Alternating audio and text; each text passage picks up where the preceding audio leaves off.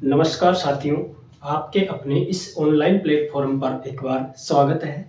साथियों, अपन यानी कि नई शुरुआत करेंगे जिसके अंतर्गत अपन सेकंड ग्रेड या फिर राजस्थान के अंतर्गत यानी कि सेकंड ग्रेड साइंस की बात करेंगे, जिसमें अपन पढ़ाएंगे जो सब्जेक्ट अपना मोस्ट इम्पोर्टेंट रहने वाला है केमिस्ट्री। और इसी के अनुसार साथियों फर्स्ट ग्रेड की भी बात करेंगे। जो भी आपके टॉपिक के अंतर्गत जो फर्स्ट ग्रेड में केमिस्ट्री के टॉपिक मेंशन है उनकी भी चर्चा करेंगे। और L2 साइंस के लिए भी अपन इस यूट्यूब चैनल के माध्यम से यानी कि लगातार क्लास बनाए रखेंगे। तो सबसे पहले देखते हैं साथियों, अपन आज पढ़ेंगे अपन केमिस्ट्री। और केमिस्ट्री का कौन सा चैप्टर पढ़ेंगे? एटॉमिक स्ट्रक्चर यानी कि परमाणु की संरचना। साथियों देखिए क्लास को यानी कि आप लगातार देखिए, इसको डिले नहीं करें, क्योंकि अगर आप इसको कंटिन्यूटी रखते हैं तो आपका सब्जेक्ट एक तरीके से मजबूत होता है। आपने बहुत से एक्सपर्टों के साथ पढ़ा होगा, लेकिन एक्सपर्ट क्या करते हैं साथियों, यानी कि छपी छुपाई चीज लेके आते हैं जिसमें यानी कि स्टूडेंट्स के बहुत कम समझ में आती है। इसलिए अपन यानी कि चीजों को कम पढ़ेंगे, आसान करेंगे, धीरे पढ़ेंगे, लेकिन बढ़िया पढ़ेंगे, जो कि आपको फायदेमंद रहे एग्जाम की दृष्टि से। तो साथियों देखिए, सबसे पहले आज का अपना यानी कि कौन सा टॉपिक है? एटॉमिक स्ट्रक्चर यानी कि परमाणु की संरचना। ठीक है साथियों, सबसे पहला टॉपिक कौन सा है अपना आज का? चैप्टर कौन सा है? परमाणु की संरचना।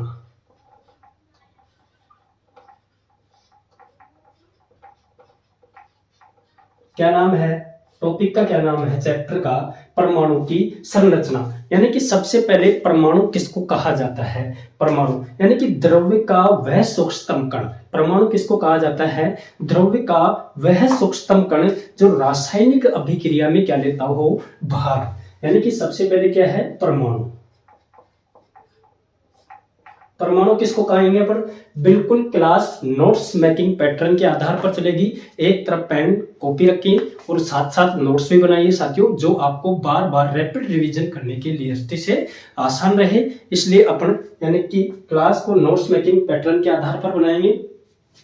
सबसे पहले परमाणु यानी कि द्रव्य का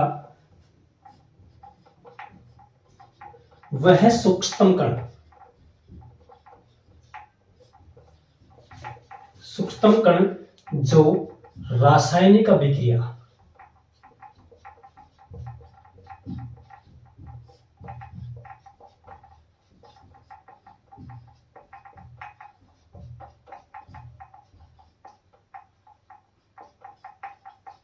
यानी कि परमाणु किसको कहा जाता है?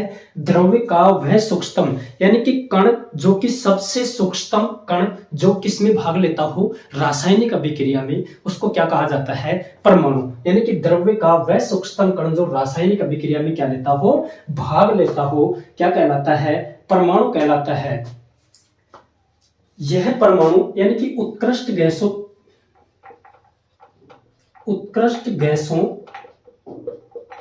जो भी उत्कृष्ट गैस है, यानी कि क्या है? उत्कृष्ट गैसों के अतिरिक्त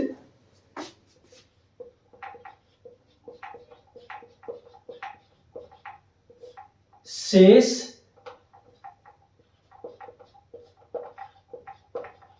यानी कि परमाणु क्या है? उत्कृष्ट गैसों के अतिरिक्त शेष सभी तत्वों के परमाणु फ्री, सभी तत्वों के परमाणु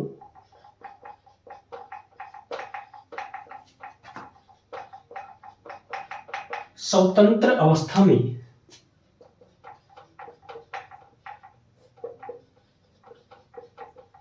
किस अवस्था में? स्वतंत्र अवस्था में क्या लेते हैं? भाग लेते हैं। क्या लेते हैं? भाग। यानी कि क्या हुआ इसका अंतर? यानी कि परमाणु उत्कृष्ट गैसों के अलावा शेष सभी तत्वों के परमाणु किसमें किस अवस्था में भाग लेते हैं? स्वतंत्र अवस्था में क्या लेते हैं? भाग लेते हैं। यानी कि या तो भाग लेंगे या फिर स्वतंत्र अवस्था में नहीं रह सकते। ऐसी चीज को क्या कहा जाता है? परमाणु। ठीक है, द्रव्य का सूक्ष्मतम कण जो रासायनिक अभिक्रिया में क्या लेता हो? भाग लेता हो, या फिर उत्कृष्ट गैसों के अतिरिक्त से सभी तत्वों के परमाणु स्वतंत्र अवस्था में नहीं रहते हो या भाग नहीं लेते हो। भाग नहीं लेते हो। ठीक है साथियों, यहां तक समझ में आया होगा, मैं आपसे उम्मीद करता हूं। जैसे हाइड्रोजन, नाइट्रोजन, ऑक्सीजन, यानी कि क्या, एक तो होता है हाइड्रोजन, एक नाइट्रोजन, एक ऑक्सीजन, यानी कि तीन तत्व हाइड्रोजन, ऑक्सीजन और क्या है, नाइट्रोजन, यानी कि के अणु, यानी कि हाइड्रोजन, ऑक्सीजन, नाइट्रोजन के अणु कैसे अणु है, ये द्विपरमाणुक। किस प्रकार के अणु है, द्विपरमाणुक अणु है, जिसमें कौन कौन से आ गए, हाइड्रोजन आ गया, नाइट्रोजन आ गया, ऑक्सीजन आ गया, यानी कि द्विपरमाणुक होते हैं, परंतु फास्फोरस परमाणु एवं फास्फोरस, जिसको P4 फास्फोरस व सल्फर, यानी कि S8 सल्फर, यानी कि हाइड्रोजन, नाइट्रोजन, ऑक्सीजन के अणु द्विपरमाणुक होते हैं, फास्फोरस और सल्फर द्विपरमाणुक होते हैं, फास्फोरस एवं सल्फर, सल्फर के अणु भी द्विपरमाणुक होते हैं। ठीक है,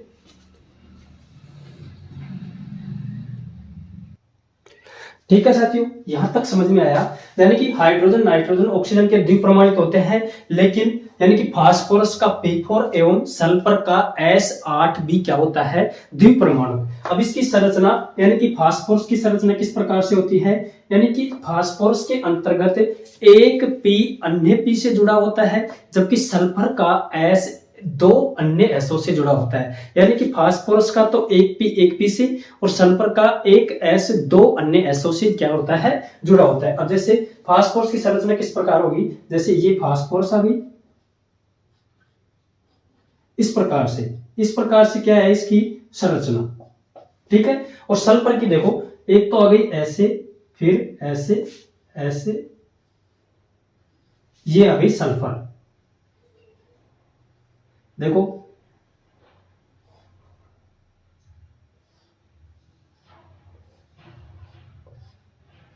इस प्रकार से इसकी क्या होती है संरचना।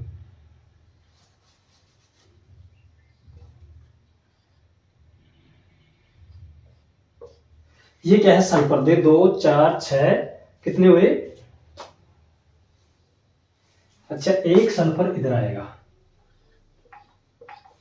2 4 6 और 8, इस प्रकार से फास्फोरस और सल्फर की, इसका P 2P से जुड़, एक P से जुड़ रहा है, जबकि इसका S कितने S से जुड़ रहा है, 2 S से। यानी कि अब एक आता है साथियों परमाणु के बाद में द्रव्य, द्रव्य किसको कहा जाता है। ठीक है, आई होप, मैं आशा करता हूं आपसे यहां तक आपको ये चीज समझ में आई होगी। ठीक है साथियों, अब एक आता है द्रव्य। आपने सुना कि द्रव्य का वह सूक्ष्मतम कण जो रासायनिक अभिक्रिया में भाग लेता है उसको तो क्या कहते हैं, परमाणु। यानी कि द्रव्य का वह सूक्ष्मतम कण जो रासायनिक अभिक्रिया में भाग लेता है क्या कहलाता है, परमाणु। अब आता है द्रव्य किसको कहा जाता है।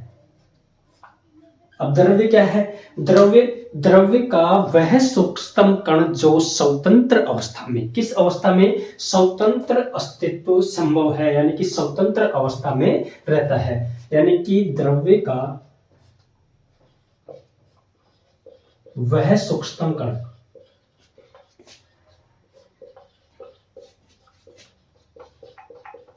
जिसका स्वतंत्र अस्तित्व संभव है।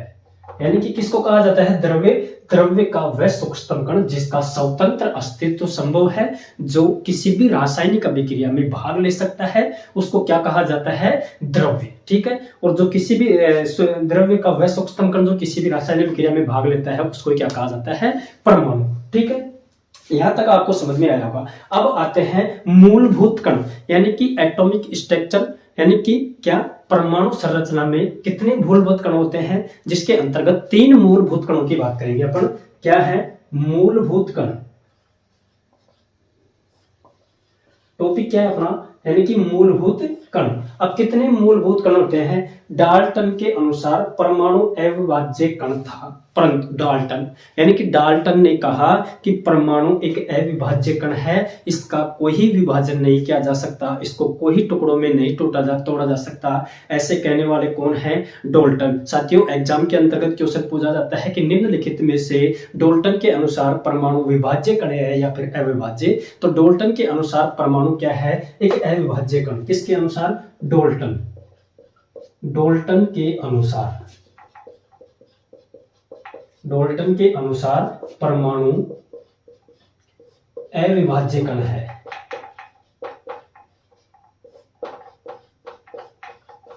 भाई, डाल्टन के अनुसार परमाणु कैसा कण है? अविभाज्य कण है। लेकिन मूलभूत कणों की खोज हुई। किसकी खोज हुई? मूलभूत कणों की खोज हुई। और मूलभूत कणों के बाद में परमाणु को क्या माना? विभाज्य कण। क्या माना? विभाज्य कण। कैसे माना? यानी कि 3 मूलभूत कणों की खोज हो गई, और जब परमाणु की खोज हुई, मूलभूत कणों की खोज हुई, तो यानी कि 3 हो गए। इसका मतलब यानी कि परमाणु एक विभाज्य कण है। इसलिए डाल्टन का मत क्या हो गया? असफल। जबकि डाल्टन ने कहा कि परमाणु एक अविभाज्य, यानी कि इसको आप तोड़ नहीं सकते, इसको आप काट नहीं सकते, इसको आप इसको अलग नहीं कर सकते। ऐसा कहने वाले कौन है? डाल्टन है। और डाल्टन का यानी कि मूलभूत कणों की खोज होने के बाद में परमाणु को कैसा बताया गया? विभाज्य। कैसे बताया गया? विभाज्य। अब आता है यानी कि सबसे पहला अपना मूलभूत कौन सा है? मूलभूत कण कौन सा है? इलेक्ट्रॉन। क्या है? इलेक्ट्रॉन। ठीक है साथियों, यानी कि सबसे मूलभूत कण पहला कौन सा है? इलेक्ट्रॉन। कौन सा है? इलेक्ट्रॉन। यानी कि इलेक्ट्रॉन को किसके द्वारा दर्शाया जाता है? इस ई के द्वारा। किसके द्वारा? इस ई के द्वारा, या फिर यानी कि यह वाला ये भी इस किसको दर्शाता है? इलेक्ट्रॉन को। यानी कि इलेक्ट्रॉन को -1 E- या E- के द्वारा इलेक्ट्रॉन को, जो कि एक मूलभूत कण है। कैसा कण है? मूलभूत कण। एक तो इलेक्ट्रॉन हो गया, एक प्रोटॉन हो गया, और एक क्या होता है? न्यूट्रॉन। ठीक है साथियों, यह है परमाणु का, यानी कि इलेक्ट्रॉन, यह है परमाणु का प्रथम मूलभूत कण है। कैसा है? प्रथम मूलभूत कण है। यानी कि इलेक्ट्रॉन कौन सा कण है? प्रथम मूलभूत कण है। यह प्रत्येक तत्व के, किसमें? यानी कि इलेक्ट्रॉन प्रत्येक तत्व के परमाणु में पाया जाता है। इलेक्ट्रॉन प्रत्येक तत्व के, इलेक्ट्रॉन प्रत्येक तत्व के किसमें पाया जाता है? परमाणु में।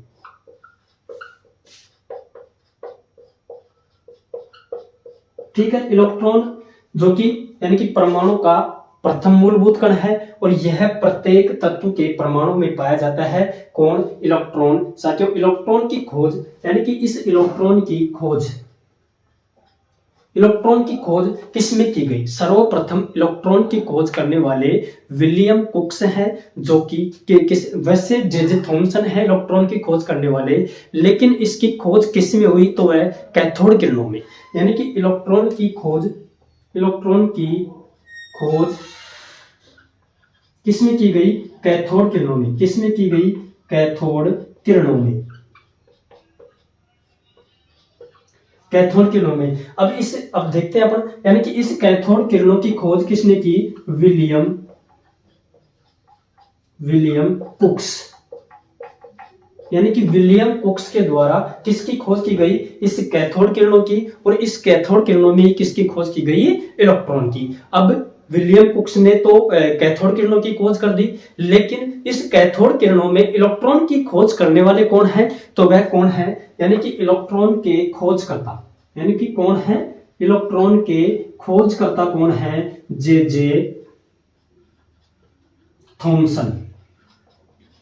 यानी कि इलेक्ट्रॉन की खोज करने वाले वैज्ञानिक कौन है? जे थॉमसन द्वारा की गई। यानी कि इलेक्ट्रॉन की एक स्वतंत्र खोज करने वाले वैज्ञानिक का नाम अपन क्या बताएंगे? J Thomson. देखिए साथियों, यहां तक आपको समझ में आया होगा। एक बार फिर से यानी कि मूलभूत कण। डाल्टन के अनुसार परमाणु एक अविभाज्य कण है, ऐसा कहने वाले कौन है? डाल्टन। लेकिन परमाणु में 3 मूलभूत कणों की क्या हो गई? खोज। इसलिए परमाणु में मूलभूत कणों की खोज हो गई तो यानी कि कण क्या हो गए? विभाजन हो गया। इसलिए परमाणु को विभाज्य कण कहा गया। किसके बाद में? इस मूलभूत कणों के बाद में, जिसमें मूलभूत कण कौन से हैं? एक तो इलेक्ट्रॉन आ गया। इलेक्ट्रॉन इसको E-1 E- या E- द्वारा दर्शाया जाता है। यह परमाणु का प्रथम मूलभूत कण है। क्या? इलेक्ट्रॉन। देखिए, प्रत्येक तत्व के परमाणु में पाया जाता है। इलेक्ट्रॉन सभी तत्वों के परमाणुओं में पाया जाता है। ठीक है, ये भी एक जायज सी बात है। इनकी ऐसे इलेक्ट्रॉन की खोज किसमें की गई? कैथोड किरणों में की गई। और इस कैथोड किरणों की खोज करने वाले विलियम कुक्स हैं। साथियों, इस कैथोड किरणों में इलेक्ट्रॉन की खोज करने वाले कौन है? जे थॉमसन, जो कि वेरी वेरी इंपॉर्टेंट क्वेश्चन, यानी कि all competition exam in Rajasthan या इंडिया, फिर जो भी एग्जाम हो उसके अंतर्गत पूछा जाता है इलेक्ट्रॉन की खोज कौन की गई, किसके द्वारा की गई। ठीक है, अब आता है दूसरा अपना इलेक्ट्रॉन का द्रव्यमान। दूसरा क्या है अपना? इलेक्ट्रॉन का मूलभूत कण पढ़ रहे हैं अपन, इलेक्ट्रॉन का द्रव्यमान।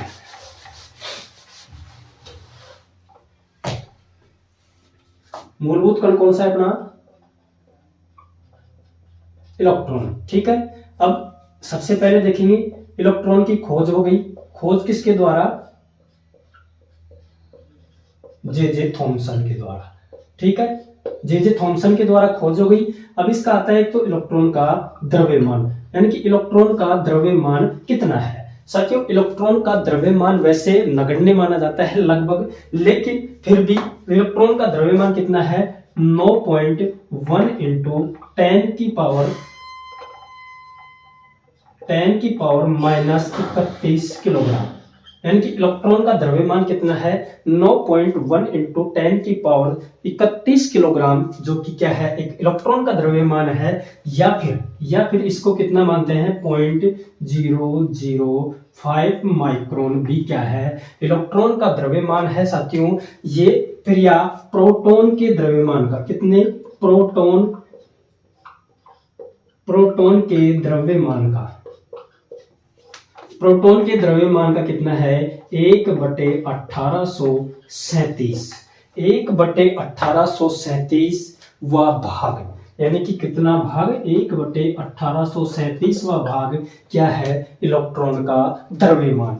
खोज जे थॉमसन के द्वारा। सबसे पहले इलेक्ट्रॉन का द्रव्यमान 9.1 इंटू 10 की पावर 31 किलोग्राम या 0.005 माइक्रोन, या फिर यानी कि प्रोटॉन के द्रव्यमान का 1/1837, यानी कि 1/1837 भाग प्रोटॉन के द्रव्यमान का किसका द्रव्यमान है? इलेक्ट्रॉन का। साथियों, आशा करता हूं यहां तक आपको समझ में आया होगा। अर्थात क्या? अर्थात इलेक्ट्रॉन का द्रव्यमान नगण्य माना जाता है। क्या माना जाता है? नगण्य माना जाता है। ठीक है साथियों, यानी कि ये कोई द्रव्यमान नहीं है, यानी कि 0.005 माइक्रोन, यानी कि बहुत कम, यानी कि बहुत ही नगण्य। इसलिए इलेक्ट्रॉन का द्रव्यमान होता तो है, लेकिन बिल्कुल क्या होता है? नगण्य। ठीक है साथियों, यहां तक आपको समझ में आया होगा। आगे आता है इलेक्ट्रॉन, अच्छा, द्रव्यमान नगण्य माना जाता है। इसीलिए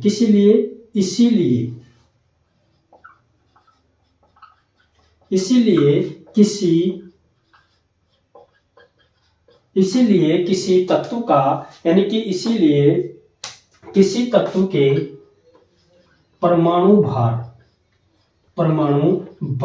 ज्ञात करते समय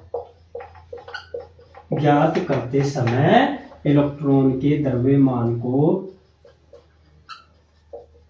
यानी कि इसीलिए किसी तत्व के परमाणु भार ज्ञात करते समय इलेक्ट्रॉन के भार को नहीं गिना जाता, द्रव्यमान को नहीं गिना जाता। ठीक है साथियों, क्यों नहीं गिना जाता?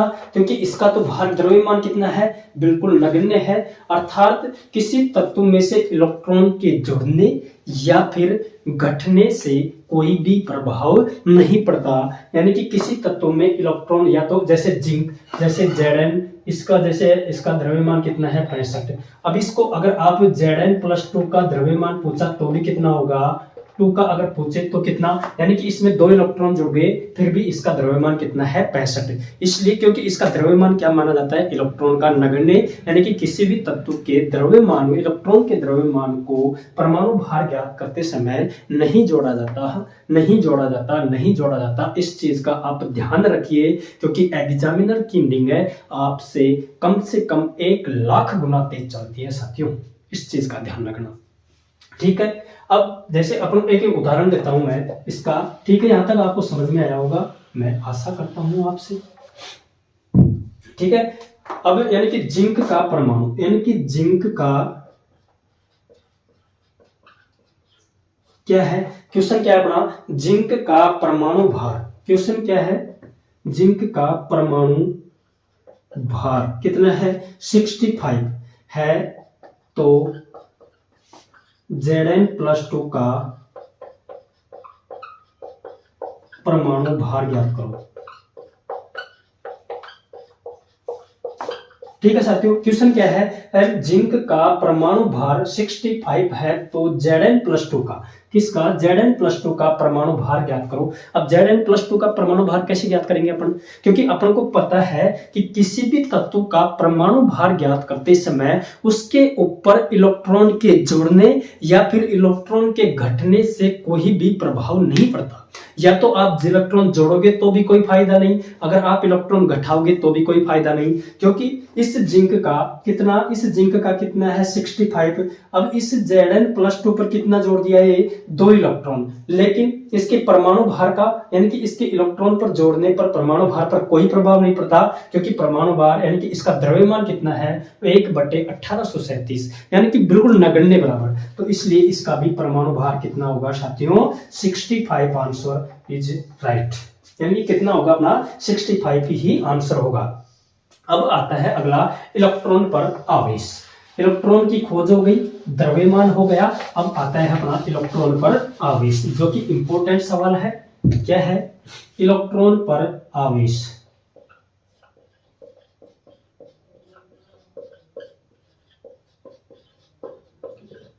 देखिए साथियों, इलेक्ट्रॉन पर आवेश कितना है, इलेक्ट्रॉन पर आवेश होता है -1.6 इंटू 10⁻⁻19 कूलाम। यानी कि इलेक्ट्रॉन पर आवेश कितना होता है, -1.6 इंटू 10⁻19 किलोग्राम। कूलाम क्या होता है इलेक्ट्रॉन पर आवेश। इलेक्ट्रॉन एकमात्र महत्वपूर्ण कण है जो रासायनिक संयोग में भाग लेता है। यानी कि इलेक्ट्रॉन एकमात्र मूलभूत कण है जो रासायनिक संयोग में भाग लेता है। ठीक है साथियों, ये भी याद रख लेना, पूछता है तो आप भी कर देना भाई। इलेक्ट्रॉन पर आवेश -1.6 इंटू 10⁻⁻19 कूलाम हो गया। इलेक्ट्रॉन एकमात्र मूलभूत कण है जो रासायनिक संयोग में क्या लेता है, भाग। अब एक आता है उदासीन। उदासीन परमाणु में इलेक्ट्रॉन व प्रोटॉन, यानी कि उदासीन कोई परमाणु है जिसमें इलेक्ट्रॉन व प्रोटॉन की संख्या क्या होती है, प्रोटॉन की संख्या क्या होती है, समान। किसी भी उदासीन परमाणु में इलेक्ट्रॉन व प्रोटॉन की संख्या क्या होती है, समान होती है। ये क्या है, अपना मूलभूत कण जो कि इलेक्ट्रॉन से संबंधित है। ठीक है साथियों, यहां तक आपको मैं आशा करता हूं कि यह चीज समझ में आई होगी। ठीक है।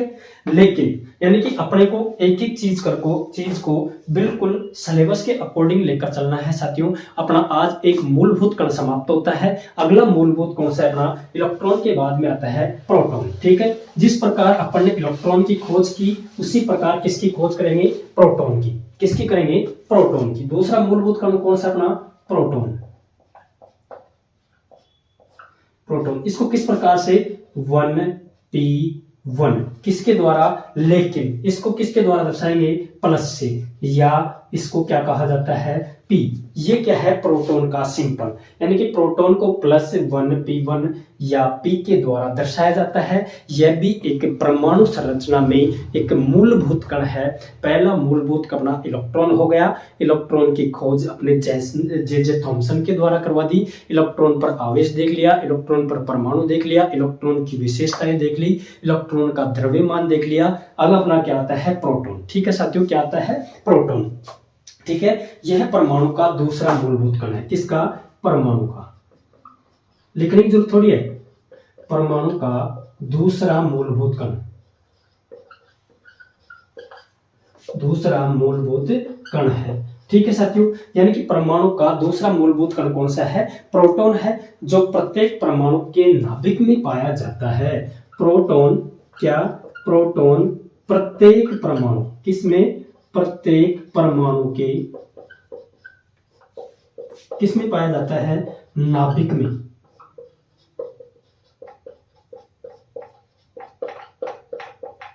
ठीक है साथियों, नाभिक के परमाणु के नाभिक के अंतर्गत क्या पाया जाता है? Proton. Very very important topic, बिंदु। ठीक है साथियों, बहुत ही इंपॉर्टेंट बिंदु है कि प्रोटॉन किसके नाभिक के अंतर्गत क्या पाया जाता है? निम्नलिखित में से proton neutron, neutron proton, neutron electron, electron proton. तो अपन क्या बताएंगे? प्रोटॉन। प्रोटॉन प्रत्येक परमाणु के नाभिक में पाया जाता है। प्रोटॉन वास्तव में आयनित हाइड्रोजन परमाणु है। क्या है? प्रोटॉन वास्तव में आयनित हाइड्रोजन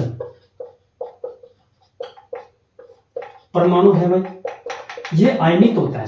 क्या होता है? आयनित होता है। प्रोटॉन एक आयनित हाइड्रोजन परमाणु है जो किसमें पाया जाता है? नाभिक में पाया जाता है। परमाणु का दूसरा मूलभूत कण है साथियों। यह क्या है? परमाणु का दूसरा मूलभूत कण क्या है? प्रोटॉन।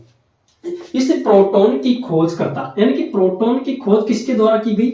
जैसे इलेक्ट्रॉन की खोज जे थॉमसन के द्वारा की गई, उसी प्रकार प्रोटॉन की खोज गोल्डस्टीन के द्वारा। किसके द्वारा? गोल्डस्टीन। किसके द्वारा की गई? गोल्डस्टीन के द्वारा किसकी खोज की गई? इस प्रोटॉन की खोज करते कौन है? गोल्डस्टीन है। गोल्डस्टीन। प्रोटॉन पर आवेश, दूसरी बात इंपॉर्टेंट, इस प्रोटॉन पर आवेश कितना होता है साथियों? यानी कि जिस प्रकार इलेक्ट्रॉन पर आवेश -1.6 इंटू 10⁻⁻19 कूलम होती है, उसी प्रकार प्रोटॉन पर आवेश कितना होता है? प्लस का। किसका? प्लस का 1.6 इंटू 10⁻⁻19 कूलम। लेकिन इलेक्ट्रॉन में माइनस था और यहां पर क्या आ गया? प्लस। इस चीज का ध्यान रखेंगे, यानी कि इलेक्ट्रॉन पर आवेश कितना है? -1.6 इंटू 10⁻⁻19 कूलम, और इधर प्रोटॉन पर कितना है? Plus. Proton P, proton plus है, प्रोटॉन है P प्लस है, प्रोटॉन प्रोटॉन प्लस प्लस। ध्यान रखेंगे, इलेक्ट्रॉन माइनस माइनस ध्यान रखेंगे। प्रोटॉन पर आवेश +1.6 इंटू 10⁻⁻19 कूलम। दूसरी खास बात, इससे प्रोटॉन का द्रव्यमान, किसका? प्रोटॉन का द्रव्यमान कितना है? खास बात क्या है? यानी कि प्रोटॉन इलेक्ट्रॉन का द्रव्यमान कितना ज्ञात किया अपन ने? 9.1 इंटू 10⁻31 किलोग्राम, या फिर कितनी किया? 0.0005, या फिर प्रोटॉन के द्रव्यमान का 1/18वां भाग। किसका द्रव्यमान? इलेक्ट्रॉन का द्रव्यमान। इधर प्रोटॉन का द्रव्यमान कितना है साथियों? इस प्रोटॉन का द्रव्यमान है 1.672। कितना है? 1.672 इंटू 10⁻27 किलोग्राम। कितना है? 1.672 इंटू 10⁻27 किलोग्राम, या फिर क्या, या फिर कितना है इसका 1.007 माइक्रोन क्या है इसका द्रव्यमान, किसका, प्रोटॉन का, जो कि परमाणु का दूसरा मूलभूत कण है। साथियों बिल्कुल अपना ध्यान केंद्रित करके चीजों को देखिए, सफलता आपकी कदम चूमेगी एक दिन, मेरा वादा है। बिल्कुल आप लोग एक्सपर्टों से पढ़े हुए हैं, मैं मानता हूं उस बात को, लेकिन उसके लिए आपको भी एक्सपर्ट होना पड़ेगा भैया। चीजों को समझने के लिए बिल्कुल जीरो से और बिल्कुल नीचे से और आराम से चलना पड़ेगा। एक्सपर्टों से पढ़ी हुई चीजें एक्सपर्ट ही पढ़ते हैं, ठीक है। इन चीजों का ध्यान रखिए। अगर आप एक्सपर्ट हैं, अपने आप में होशियार हैं, अपने आप में बिल्कुल बहुत ज्यादा जानते हैं, कोई दिक्कत नहीं है, पढ़िए। लेकिन एक चीज का, हर चीज का यानी कि एक लेवल होता है अपना जीरो से। हमेशा गिनती कहां से स्टार्ट होती है, 1 से, और फिर जाती है ऊपर। अपन क्या करते हैं, अपन जैसे 50 से पढ़ते हैं ऊपर, उससे नीचे बिल्कुल साफ कुछ नहीं आता। सोल्यूशन नीचे से होता है। हर चीज को जीरो से, बिल्कुल जीरो लेवल से पढ़ाऊंगा, बिल्कुल आसान तरीके से। हाँ, कोई गलती होती है कमेंट बॉक्स में बताइए, उसके लिए मैं सुधार करूंगा वापस, अगर कोई भी चीज में मिसिंग होता है थोड़ा बहुत तो। साथियों सेकंड ग्रेड विशेष तौर पर साइंस L2 के लिए या फिर रिट के लिए विद्यार्थियों के लिए ध्यान देने योग्य बातें हैं। या फर्स्ट ग्रेड जैसे KVST, GAT, लैब असिस्टेंट, जो भी एग्जाम यानी कि साइंस से संबंधित जो भी आपके कंपटीशन एग्जाम में आता है, सबके लिए इंपॉर्टेंट क्लास रहेंगी। बिल्कुल जीरो लेवल से क्लास पढ़ाऊंगा मैं। तो साथियों आज अपन ओनली 2 ही मूलभूत करेंगे मूलभूत कण। अगला अपना मूलभूत कण जो तीसरा रहेगा, जो कि क्या है, न्यूट्रॉन रहेगा, उसकी चर्चा अपन अगली क्लास में। आज के लिए इतना ही, धन्यवाद साथियों, जय हिंद।